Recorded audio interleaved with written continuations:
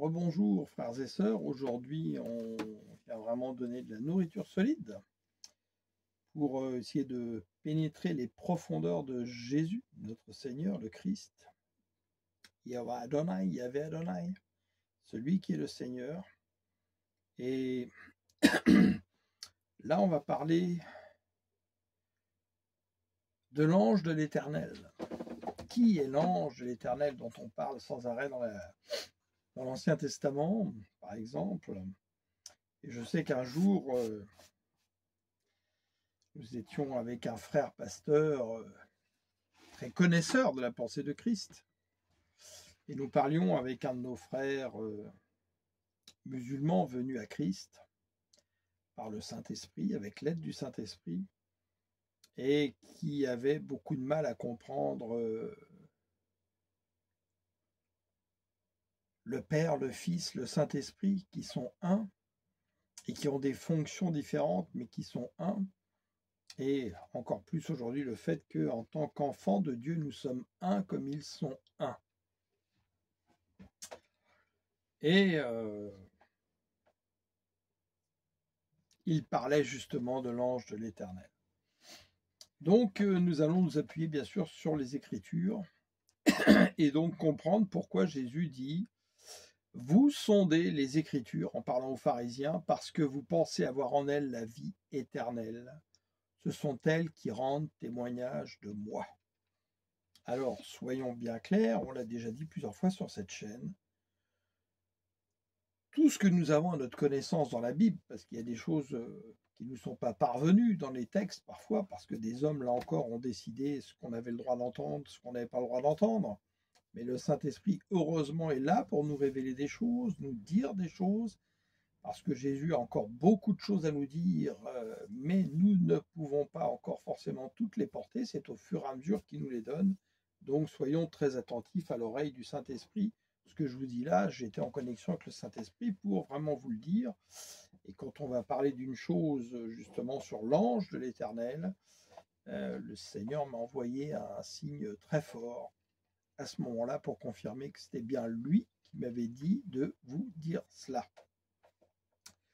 Donc soyons bien clairs, toute la Bible, de la première page à la dernière page, ne parle et n'est que le témoignage de Jésus, le Christ, c'est-à-dire le Seigneur, celui qui est le Seigneur de toute éternité.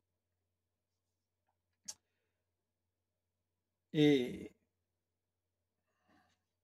je le rappelle encore une fois, l'Ancien Testament est la prophétie de Jésus qui devait venir au temps accompli et choisi par Dieu. Et le Nouveau Testament, la nouvelle alliance faite par le sang de Christ à la croix, est l'esprit de la prophétie qui devient vivant. Et à partir de la Pentecôte, le Dieu vivant qui vit en nous par le Saint-Esprit. Alors, Jean 5, 36. Moi, j'ai un témoignage plus grand que celui de Jean. C'est Jésus qui parle. Car les œuvres que le Père m'a donné d'accomplir, ces œuvres que je fais témoignent de moi, que c'est le Père qui m'a envoyé. Écoutez bien, c'est le Père qui m'a envoyé. Et le Père qui m'a envoyé. On va rester accroché dans tout cet enseignement sur le Père, le Dieu, l'Éternel qui m'a envoyé. A rendu lui-même témoignage de moi, donc de Jésus. Vous n'avez jamais entendu sa voix, vous n'avez point vu sa face, et sa parole ne demeure point en vous parce que vous ne croyez pas à celui qui m'a envoyé. Vous sondez les Écritures parce que vous pensez en avoir en elles la vie éternelle, ce sont elles qui rendent témoignage de moi, donc Jésus.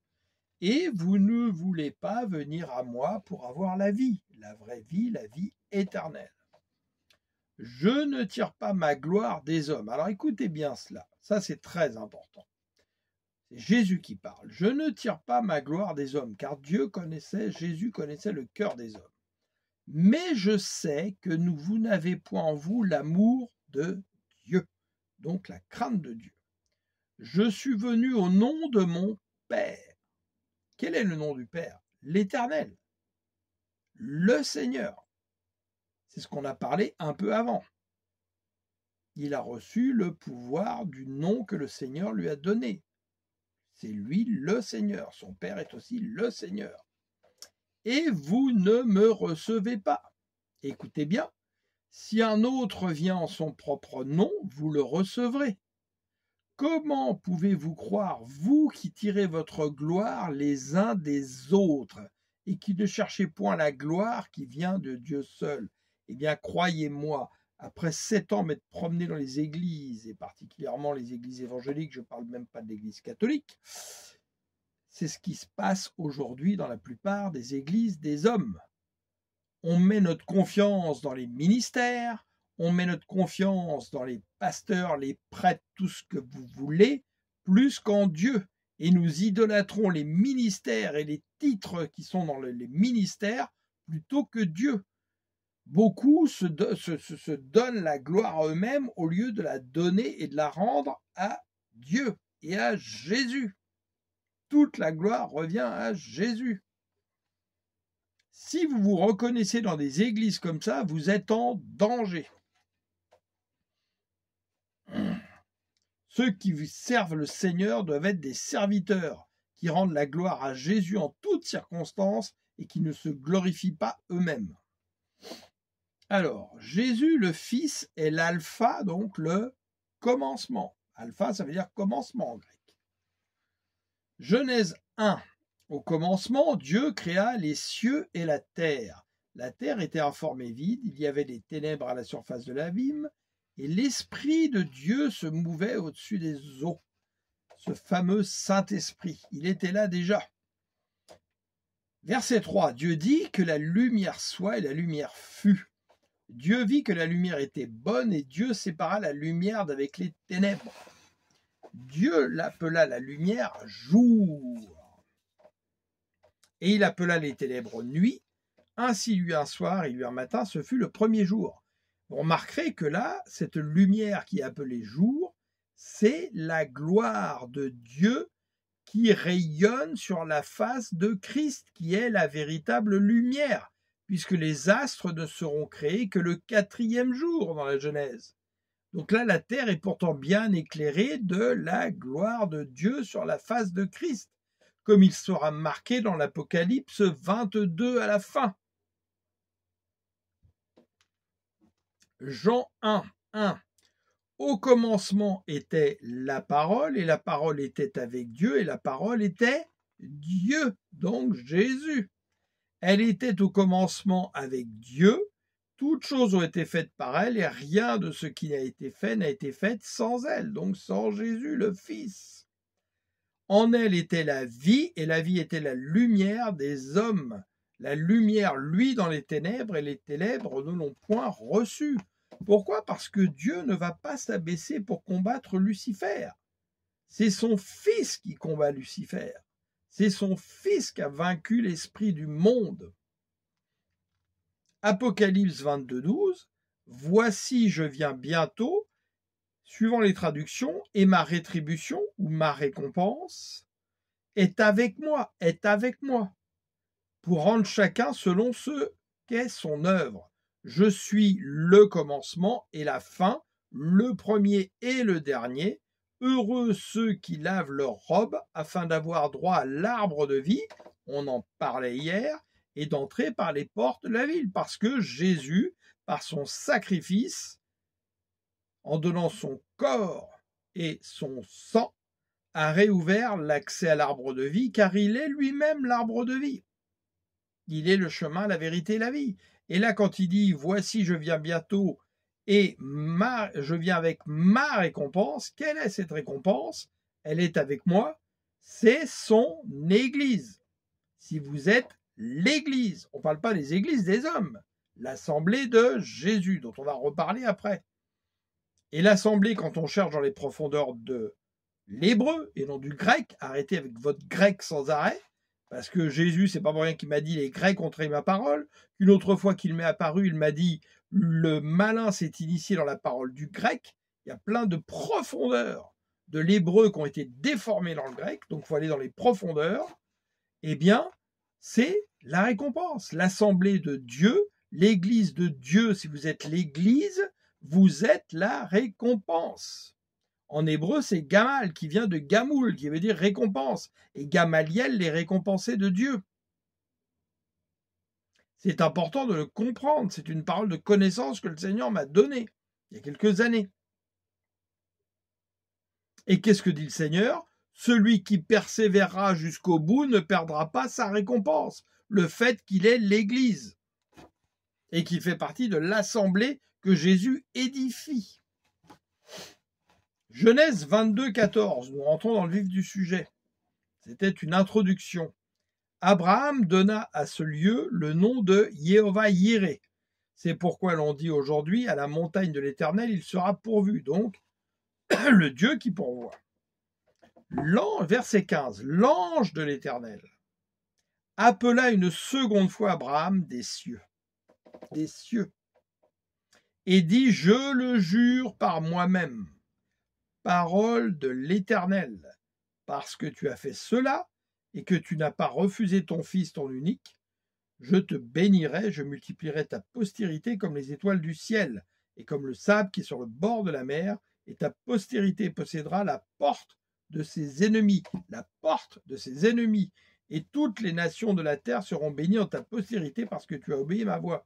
La porte de ses ennemis. La porte de ses ennemis, on la retrouve dans Matthieu 16, verset 17. Là, je le lis dans Darby. Et Jésus répondant lui dit, tu es bienheureux Simon Bar-Jonas, car la chair et le sang ne t'ont pas révélé cela, mais mon Père qui est dans les cieux. Donc comment? Par le Saint-Esprit. Et moi aussi je te dis que tu es Pierre, en grec c'est Pétros, petit caillou, et sur ce roc Pétra, le rocher. Qui est le rocher? Jésus. Donc c'est bien sur le rocher qu'il bâtit l'église, et non pas sur Pierre comme ont pu le dire les catholiques. Bref, je bâtirai mon assemblée, j'édifierai mon assemblée suivant les traductions, et les portes du Hadès, les portes de l'enfer, les portes de la mort ne précéderont pas contre elle.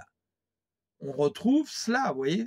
Et je te donnerai les clés du royaume des cieux, et tout ce que tu diras sur la terre sera lié dans les cieux. Ça, c'est en fait tout ce que justement nous allons, c'est en hébreu, quand on cherche là le mot lié, on va voir qu'on va trouver, non pas dans le grec, mais quelque chose de beaucoup plus profond, qui veut dire tout ce que nous vendangerons, tout ce que nous allons écraser, fouler aux pieds, et nous a donné le pouvoir de marcher sur les serpents, les scorpions, la puissance de l'ennemi. Donc tout ce que nous allons fouler sur la terre sera foulé aux cieux. Et tout ce que tu délieras sur la terre sera délié dans les cieux. Et là, quand on cherche en hébreu, pareil, on va trouver que le sens profond de ça, c'est tout ce que tu consacreras sur la terre sera consacré dans les cieux.